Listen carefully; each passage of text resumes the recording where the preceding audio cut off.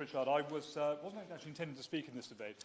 One of the, I think, the notable things about this place is that you quite often have many members of Parliament standing up, so that whilst everything has been already said, not everybody's already said it. So what I will try to do is avoid repeating actually the incredibly excellent points that have been made by my honourable friend, the member for West Worcestershire, my MP actually, who has raised this debate, and a really important debate for the local economy, and also the member for the Cotswolds, who both have interests in this because the track runs through their constituencies and are working extraordinarily hard to champion this.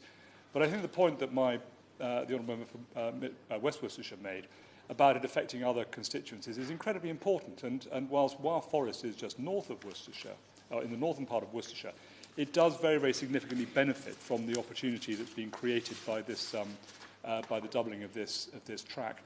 I think there are just a couple of points that I would want to make.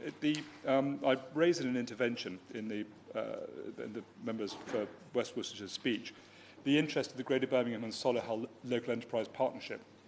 I didn't want to catch her sort of unawares of this, but it was something that struck me very much as actually the more people we get behind this, the better it is in terms of making the business case for actually what is not a very big ask from this group.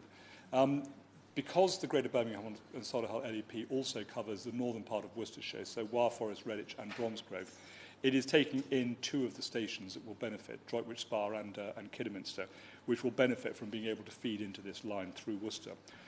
So there is an economic interest for that LEP, and I will certainly make representations of them in order to throw their weight behind this. I think the other point I would make is actually the benefit to local economies. If you look at the economies along this track, and actually to the north as you go towards the Black Country, we suffer from a number of different things, one of which is lower than average regional wages, particularly in Wyre Forest.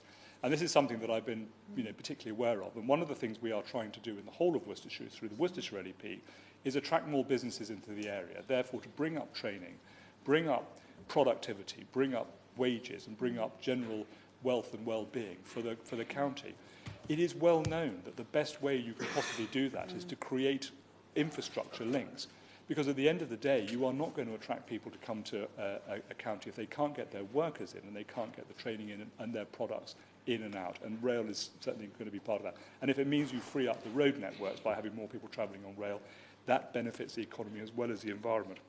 So it is incredibly important that we all throw our weight behind this for so many different reasons. And as I say, it really is incredibly important that we are having this debate now.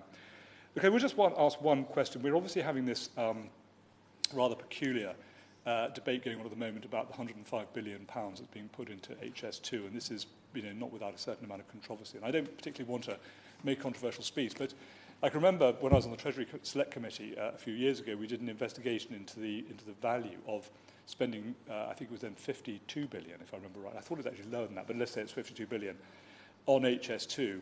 Were you actually going to get value for money out of it? And there was a very strong argument for it. And Andy Street, the Mayor of Birmingham, is arguing very vehemently in favour of that part of HS2 going up to Birmingham, which I would agree with him on that.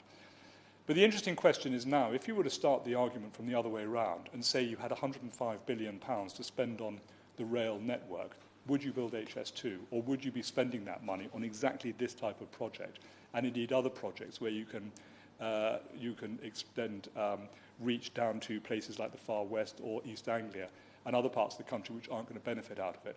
And I think just it's worth using this debate just to highlight that point, that £105 billion, whilst it's a very exciting project, HS2, it's not necessarily what you would have spent it on if you had started with the offer of the money.